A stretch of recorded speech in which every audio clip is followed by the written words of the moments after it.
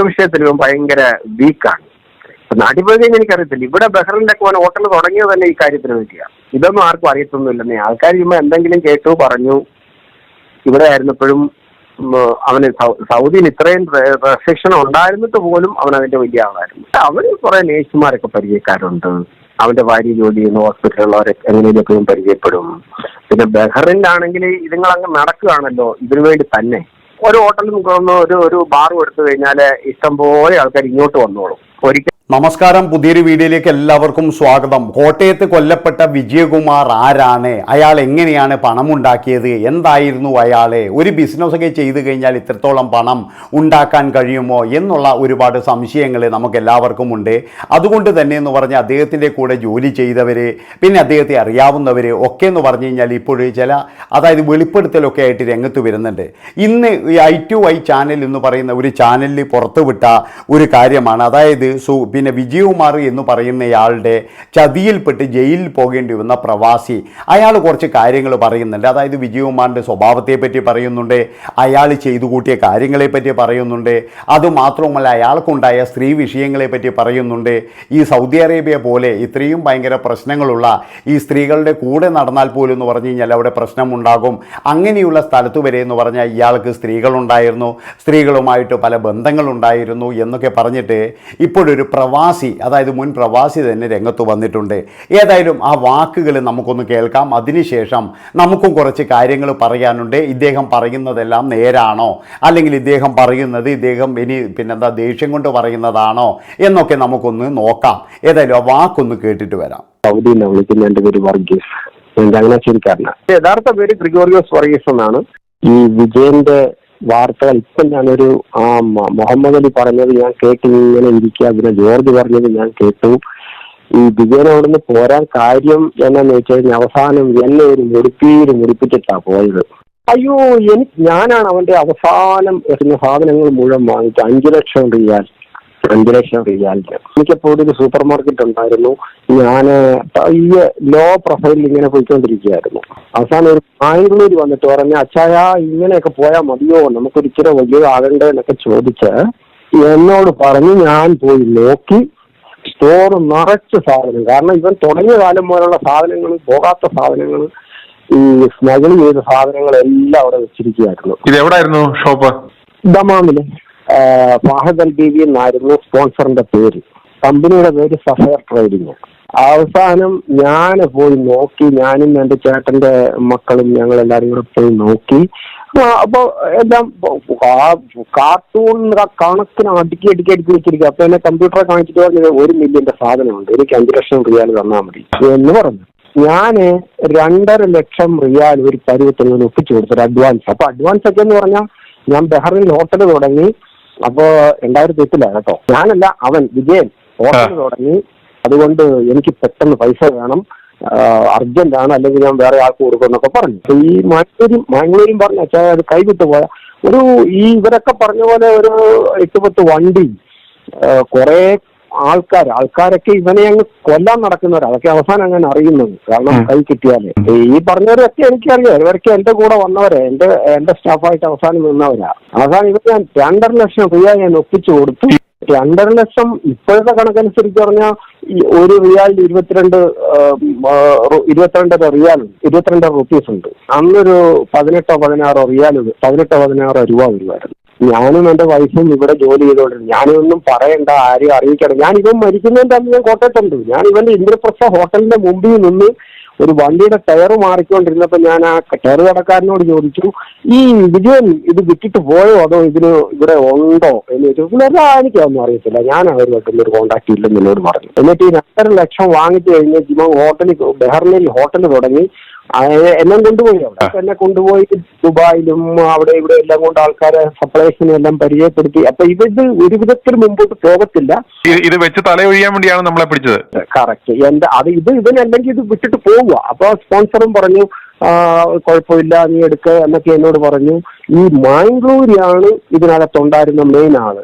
അവൻ പറഞ്ഞത് എടുക്കുക 2.5 ലക്ഷം കൊടുത്തു കഴിഞ്ഞിട്ട് ഇവന്റെ കക്ഷത്തിലായി പോയി എന്റെ വില. അവൻ പറഞ്ഞു, ഇല്ല ബാക്കിയും കൂടെ പൈസ തന്നില്ലെങ്കിൽ ഞാൻ നാളെ ഇത് വേറെ കച്ചവടമാക്കും. ഞാൻ വെപ്രാളം പിടിച്ച് പാലിശക്കാരിൽ നിന്ന് പൈസയും വാങ്ങിച്ച് ഈ തിരുവനന്തപുരത്തുള്ള ഒരു 2-3 കക്ഷികളുടെ ഇതിനായിട്ട് ഇഷ്ടം പോലെ പൈസ വാങ്ങിച്ച് അവിടെ ഇവിടെയെല്ലാം കടം വാങ്ങിച്ച് ഇവന് ബാക്കി പൈസയും കൂടെ കൊടുത്ത് ഇവനെ പൈസ വാങ്ങിച്ചുകൊണ്ട് നേരെ ബഹറിനിൽ പോയി. അവന് ഹോട്ടൽ തുടങ്ങി. മരിച്ചുപോയി നമ്മളിങ്ങനെ പറയുന്നത് ശരിയല്ല. എനിക്ക് അവനെ കുറിച്ച് പരാതിയൊന്നുമില്ല.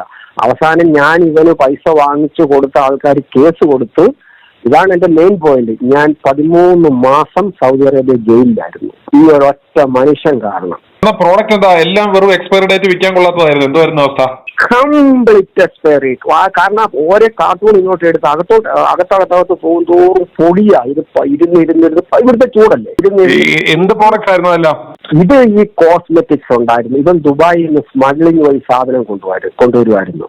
എന്നോടും പറഞ്ഞ് ആ ചാനലുകളെല്ലാം ഞാൻ പരിചയപ്പെടുത്തി തരാം, നിങ്ങൾക്ക് ഇഷ്ടംപോലെ കാശുണ്ടാക്കാം. ഈ പറഞ്ഞ പോലെ ഇപ്പൊ ഈ മുഹമ്മദ് അലി പറഞ്ഞ പോലെ തന്നെ എക്സ്പയർ ആയ ഫിഷുകളും എന്ത് എക്സ്പയർ സാധനം കിട്ടിയാലും പുള്ളി വാങ്ങിച്ചങ്ങ് വെക്കും. അവസാനം അതെല്ലാം കൂടെ 5 ലക്ഷം റിയാലിന് എന്റെ തലയെ വെച്ചിട്ട് പോയി. നമ്മൾ ഇത് എക്സ്പയറി പ്രോഡക്റ്റ് ആണെന്ന് മനസ്സിലാക്കി തന്നെയല്ലേ നമ്മളും മേടിച്ചത്? അല്ല. അപ്പൊ അവിടെ ഇരിക്കുന്ന ഈ പ്രകാശ് എന്ന് പറയുന്ന ഒരു അക്കൗണ്ടന്റ് ഉണ്ട്, ഒരു തിരുവനന്തപുരംകാരൻ, ഒരു മധു ഉണ്ട്. ഇത്ര പ്രായം ചെന്നാളെ. അന്നേരം ഇത് എക്സ്പയറി ഡേറ്റ് കഴിഞ്ഞതല്ല, ഇത് നല്ല പ്രോഡക്റ്റ് ആണ്, ഇതിപ്പോ പോകുന്നതുകൊണ്ട് വിറ്റൊഴിഞ്ഞങ്ങ് പോവുകയാണെന്ന് പറഞ്ഞാണോ വിശ്വസിപ്പിച്ചത്? നല്ല സാധനങ്ങൾ, ഇത് ഭയങ്കര ലാഭത്തില് 1 മില്യൺ റിയാലിന്റെ സാധനങ്ങൾ. ശരി, 1 മില്യൺ റിയാൽ അവന്റെ കമ്പ്യൂട്ടറിൽ കിടപ്പുണ്ട്. അതിന് 1 മില്യൺ പോയിട്ട് 50,000 റിയാലിന്റെ സാധനം അതിനകത്തില്ല. ആകെപ്പാട് എനിക്ക് കിട്ടിയത് ഒരു പഴകിയ 3 ട്രക്ക്, 3 ഡയാന, ചെറിയ നമ്മുടെ നാട്ടിലുള്ള വണ്ടി ഉണ്ടല്ലോ, അതും പിന്നെ അവന്റെ ഒരു ഹോണ്ട വണ്ടി ഉണ്ടായിരുന്നു, അതും തന്നെ. ആ ഹോണ്ട വണ്ടിയൊക്കെ 2 ആഴ്ച പോലെ എനിക്ക് ഓടിക്കാനോ അല്ലെ ഉപയോഗിക്കാനോ പറ്റില്ല. അത് കഴിഞ്ഞപ്പോൾ അത് സ്ക്രാപ്പായി പോയി. അവന്റെ ആൾക്കാരും അതേപോലെ സ്ക്രാപ്പായ കുറെ സെയിൽസ്മാന്മാരെ എനിക്ക് തന്നു. ഇങ്ങോട്ട് വിളിച്ചാൽ അങ്ങോട്ട് പോകും. ഈ കൈ കിട്ടിയ പൈസ എല്ലാം അവരവർ പോക്കറ്റിലിട്ട് ഈ മുഹമ്മദ് അലി പറഞ്ഞ പോലെ ദൂരെ പോകുന്നത്.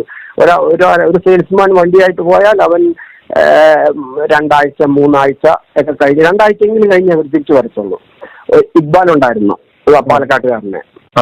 പിന്നെ ഒരു അനസ് ഉണ്ടായിരുന്നു. പിന്നെ ഒരു സാം ഉണ്ടായിരുന്നു. സാം തിരുവല്ലക്കാരനാണ്. പുള്ളിക്കാരനെ എന്റെ അടുത്ത് ആയി കഴിഞ്ഞപ്പോഴത്തേന് പുള്ളി ആത്മഹത്യ ചെയ്തു, മരിച്ചുപോയി. ഇങ്ങനെ എന്നെ ഏറ്റവും അവസാനം എനിക്കിട്ട് തന്ന നടുക്കടലിൽ എന്നെ കൊണ്ട് തള്ളിയിട്ടിട്ട് ആ പുള്ളിക്കാരൻ പോയത്. ഞാനൊന്നും ഇതൊക്കെ കേട്ടോണ്ടിരിക്കുകയായിരുന്നു ഞാൻ. എന്നാലും ഇതൊന്ന് പറഞ്ഞേക്കാൻ പറഞ്ഞു. ഇവരൊക്കെ ഇങ്ങനെ സംസാരിച്ചപ്പോ പിന്നെ ഇവരാർക്കാ കൊടുത്തത്, അവസാനം എന്തായിരുന്നു എന്നൊരു ചോദ്യം ചോദിച്ചു സുനില്. അപ്പം അവർക്കാർക്കും അത് അറിയത്തില്ല. അവർക്ക് പോയി കഴിഞ്ഞാൽ ഈ സംഭവങ്ങൾ. അതുകൊണ്ട് തൃശ്ശൂരുകാരൻ പ്രകാശ് അക്കൗണ്ടന്റ്. അപ്പൊ അവസാനം പറഞ്ഞു, എന്റെ അച്ചായ ഞങ്ങൾക്ക് ഒന്നും പറയാൻ പറ്റത്തില്ല, ഇത് എക്സ്പയറാന്നുള്ളത് ഞങ്ങൾക്കറിയാം, ഇതിനകത്തൊന്നും അച്ചായൻ 5 പൈസ കിട്ടത്തില്ല എന്നുള്ളത് ഞങ്ങൾക്കറിയാം, പക്ഷെ അവന്റെ മുമ്പിൽ ഞങ്ങൾക്ക് ഒന്നും പറയാൻ പറ്റത്തില്ല. ആ മുഹമ്മദിനെയൊക്കെ പറഞ്ഞ ശരി, അവൻ ഭയങ്കര ക്രൂരൻ എന്നും പറഞ്ഞുകൊണ്ട് ഞാൻ അവനെ പ്രാകുവോ, ഞാൻ അവനെ ശപിക്കുവോ, എനിക്ക് അവനോട് ഒരു വിരോധമില്ല. ഞാൻ ജയിലിൽ കിടന്നു, ഓക്കെ, നോ പ്രോബ്ലം. ഞാനും എന്റെ വൈഫും കൂടെ ജോലി ചെയ്തതും എനിക്ക് നാട്ടിലുണ്ടായിരുന്ന വീട്, 2 കോടി രൂപ വിലമതിക്കുന്ന ഒരു വീട് വെറും 98 ലക്ഷം രൂപയ്ക്ക് ഞാൻ വിറ്റു കമ്പനി. എന്നിട്ട് കടം വീടിയില്ല. കാരണം 2.5 ലക്ഷം റിയാലിന്റെ ഇങ്ങനെ പലിശ കയറി വന്ന് എനിക്കുണ്ടായിരുന്നതെല്ലാം വിറ്റ് ഞാൻ 0 ആയിപ്പോയി. ഇപ്പോൾ ഞാൻ സൗദി തന്നെയാണ്. പിന്നെ ജയിലിൽ തന്നെ ഇറക്കിയത് ഒരു നല്ലൊരു സ്പോൺസറും എനിക്ക് വന്ന് എന്നെ സഹായിച്ച് എന്നെ ജയിലിൽ നിന്ന് ഇറക്കി. ഞാനിപ്പോഴും സൗദിയിലോട്ട്. കുടുംബം നാട്ടിൽ തിരിച്ചുപോയി. ഞാൻ പയ്യെ ജോലി ചെയ്ത് സ്പോൺസർ എനിക്ക് വളരെ വളരെ സപ്പോർട്ടീവായിട്ട് നിന്നുകൊണ്ട് എന്നെ ഇങ്ങനെ ചെറുതായിട്ട് പിടിച്ച് കയറി. അച്ഛനെ ഓർക്കുമ്പോൾ ഞങ്ങൾക്ക് സങ്കടമാണ്, അച്ഛൻ ഈ അവസ്ഥ പറ്റിപ്പോയല്ലോ എന്ന്. കാരണം ഇവൻ ചുമ്മാ കളഞ്ഞിട്ട് പോകാൻ വേണ്ടി ഇരുന്ന ഇതെല്ലാം കൂടെ. എനിക്കതിനകത്ത് ഇപ്പൊ മരിക്കാനകത്ത് എനിക്ക് സന്തോഷമൊന്നുമില്ല. എനിക്കിട്ട് ഓക്കെ. ഇന്ദ്രപ്രസ്ഥം ഹോട്ടലിന്റെ മുമ്പിൽ നിന്ന് ഒരു ടയർ കടയുണ്ട്, അവിടുന്ന് ടയർ മാറിക്കൊണ്ടിരുന്നപ്പോഴാണ് ഞാൻ ചോദിച്ചത് ആ കടക്കാരനോട്, ഈ വിജയനാണോ ഇപ്പോഴും നടത്തുന്നത് അതോ വല്ലോ? കാരണം ഇവന് എന്നോട് ഹോട്ടലിന്റെ കഥയൊക്കെ പറഞ്ഞിട്ടുണ്ട്, ജോലിക്കാരുമായിട്ട് ഒരു വിധത്തിലും ശരിയാകത്തില്ല, അവരങ്ങനെ ചെയ്തു, ഇവൻ ഇങ്ങനെ ചെയ്തു, ഞാൻ അങ്ങോട്ട് ചെന്നിട്ട് വേണം ഇതെല്ലാം ഒന്ന് ശരിയാക്കാൻ എന്നൊക്കെ ഇങ്ങനെ പറയുമായിരുന്നു. എന്നും അടിയും പിടിയും ഹോട്ടലിന്റെ ജോലിക്കാരുമായിട്ട്. അങ്ങനത്തെ ഒരു മനുഷ്യനായിരുന്നു. അപ്പൊ ആൾക്കാർ ഒത്തിരി നന്മ പറയുമ്പോൾ ഞാൻ മനസ്സിൽ വിചാരിക്കും, ദൈവമേ ഈ മനുഷ്യനെ കുറിച്ചാണല്ലോ ഈ പറയുന്നതെന്ന്. പ്രത്യേകിച്ച് ആ DGP സംസാരിക്കുന്ന കേൾക്കുമ്പോൾ ഞാൻ വിചാരിക്കും അങ്ങനെ ഒന്ന് പിടിച്ചാൽ. മൂന്നാറിലെ ഒരു കൊട്ടാരം വാങ്ങിച്ചിട്ടിട്ടുണ്ട്, അതിങ്ങനെ ചുമ്മാ കിടക്കുമായിരുന്നു. എന്നോട് ഇവിടുന്ന് പോകുമ്പോഴേക്ക് അത് വെറുതെ കിടക്കട്ടെ അവിടെ എന്നും പറഞ്ഞുകൊണ്ട് ഒരു ഫോറസ്റ്റ് ഏരിയയിലെങ്ങാണ്ട് എന്തോ ഒരു വലിയൊരു കൊട്ടാരം വാങ്ങിച്ചിട്ടുണ്ടെന്ന് എന്നോട് പറഞ്ഞു. പിന്നെ ഈ ഇന്ദ്രപ്രസ്ഥം വാങ്ങിച്ചതിന്റെ കഥയൊക്കെ പറഞ്ഞിട്ടുണ്ട്. പിന്നെ ബാംഗ്ലൂർ എങ്ങാണ്ട് സ്ഥലം വാങ്ങിച്ചു. ഇവിടുന്ന് ഭയങ്കര എന്നോട് എന്നോട് പറയുമ്പോൾ തന്നെ 40-50 കോടി രൂപ എന്റെ കയ്യിൽ ക്യാഷ് ആയിട്ടുണ്ട്. പിന്നെ ഇത്രയും സ്ഥലങ്ങൾ, ഇത്രയും കാര്യങ്ങളെല്ലാം കിടക്കുന്നു. ഒരു മകനും ഒരു മകളേ ഉള്ളൂ. ഇതൊക്കെ പറഞ്ഞു. പക്ഷെ എനിക്കിത് മനസ്സിലാകുന്നില്ലായിരുന്നു. ഇവനാണെന്നുള്ളത് എനിക്കൊരു പിടിയും. കാരണം ഇവരൊക്കെ പറഞ്ഞ പോലെ തന്നെ ഇവന്റെ അടുത്ത് അടുക്കാൻ ഇച്ചിരി പാടാ ആൾക്കാർക്ക്. എങ്ങനെ ഈ ആസാമി ഇങ്ങനെ കൊന്നെന്നുള്ള എനിക്ക് പിടികിട്ടാത്തത്. നല്ല ആരോഗ്യം ഉണ്ടെന്ന്, ഇപ്പോഴും നല്ല ആരോഗ്യമായിരുന്നു. ഇവിടുന്നൊക്കെ പോകുമ്പോൾ നല്ല സൂപ്പർ. പെണ്ണു വിഷയത്തിൽ ഇവൻ ഭയങ്കര വീക്കാണ്. നാട്ടിൽ പോയി കഴിഞ്ഞാൽ എനിക്കറിയത്തില്ല. ഇവിടെ ബഹ്റിനിലൊക്കെ അവൻ ഹോട്ടൽ തുടങ്ങിയത് തന്നെ ഈ കാര്യത്തിന് വേണ്ടിയാണ്. ഇതൊന്നും ആർക്കും അറിയത്തൊന്നുമില്ലെന്നേ. ആൾക്കാർ ചുമ്മാ എന്തെങ്കിലും കേട്ടു പറഞ്ഞു.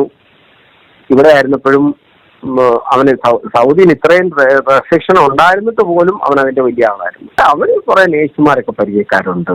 അവന്റെ ഭാര്യ ജോലി ചെയ്യുന്ന ഹോസ്പിറ്റലുള്ളവരെ എങ്ങനെയൊക്കെയും പരിചയപ്പെടും. പിന്നെ ബഹ്റിനിലാണെങ്കിൽ ഇതുങ്ങളങ്ങ് നടക്കുകയാണല്ലോ ഇതിനു വേണ്ടി തന്നെ. ഒരു ഹോട്ടലിൽ കൊണ്ടു ഒരു ബാറും എടുത്തു കഴിഞ്ഞാൽ ഇഷ്ടംപോലെ ആൾക്കാർ ഇങ്ങോട്ട് വന്നോളും.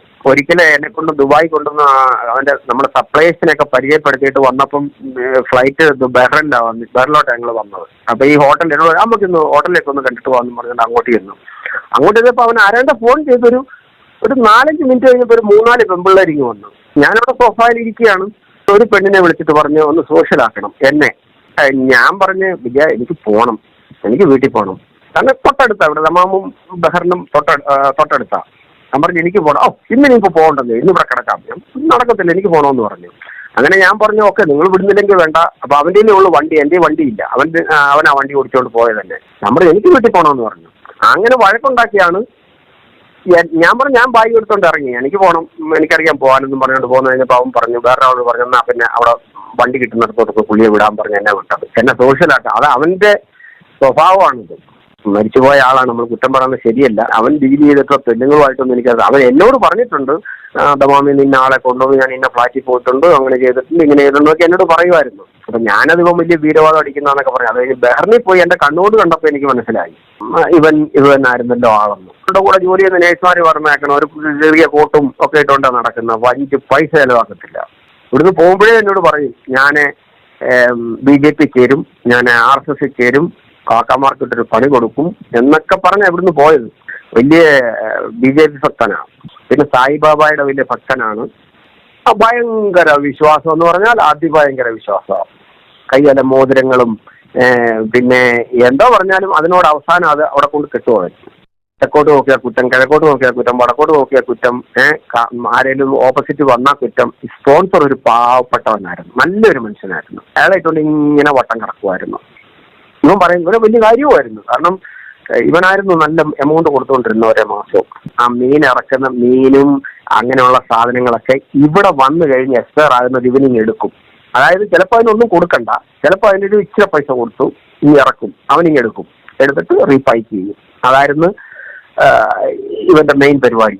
അങ്ങനെ ഒത്തിരി കാശ് അങ്ങനെ ഈ എക്സ്പയർ ആയത് വാങ്ങിച്ചു വെച്ചിരുന്ന സാധനങ്ങളാണ് പൊടി പിടിച്ച് പൊടിയായിട്ടിരുന്നാണ് എന്റെ വിലയിലോട്ട് വെച്ചിട്ട് അവൻ പോയത്. ഇരിക്കുന്ന സാധനങ്ങൾ വെരിഫൈ ചെയ്താണ് ഇത്രയും പൈസ കൊടുത്ത് നമ്മൾ സാധനം എടുക്കുന്നത്. ഞാന് കടയും കാര്യങ്ങളും ഒക്കെ ആയിട്ട് ഇങ്ങനെ നീങ്ങുന്ന, ഞാനിപ്പോ അവരെ കുറ്റം പറയുന്നില്ല. ചേട്ടന്റെ മക്കളുണ്ടായിരുന്നു, അവരാ പോയിട്ട് നോക്കണം അങ്ങനെ ഇങ്ങനെ എല്ലാരും പറയുന്നത് അങ്ങ് കേട്ടു. എനിക്ക് ഓട്ടം പറ്റി, പറഞ്ഞിട്ട് കാര്യമില്ല. അപ്പൊ ഞാനതുകൊണ്ടാണ് ഞാൻ ബ്ലെയിം ചെയ്യുന്നില്ല എന്ന് പറഞ്ഞത്. അവനും ചോദിക്കുന്നതാ നിങ്ങൾക്ക് നോക്കിയെടുക്കാൻ മേലായിരുന്നു, ഞാൻ നിങ്ങളോട് പറഞ്ഞോ നോക്കരുതെന്ന്. ഫസ്റ്റിലെ അവൻ തിരക്ക് കൂട്ടിയിട്ട് ഒരു 2.5 ലക്ഷം റിയാൽ അങ്ങ് വാങ്ങിച്ചു. അത് കഴിഞ്ഞിട്ടാണ് അവന്റെ അടവുകൾ. ഞാൻ വിൽക്കും, ഞാൻ വേറെ ആളിന് കൊടുക്കും, ഞാൻ വേറെ ആളിന് കൊടുക്കും. നിങ്ങളുടെ പൈസ തന്നില്ലെങ്കിൽ നിങ്ങളുടെ പൈസ പിന്നെ എനിക്ക് കിട്ടുമ്പോൾ തരും, അല്ല തന്നില്ലാത്ത വരും. 2.5 ലക്ഷം കൂടെ ഉണ്ടാക്കി കൊടുത്തു.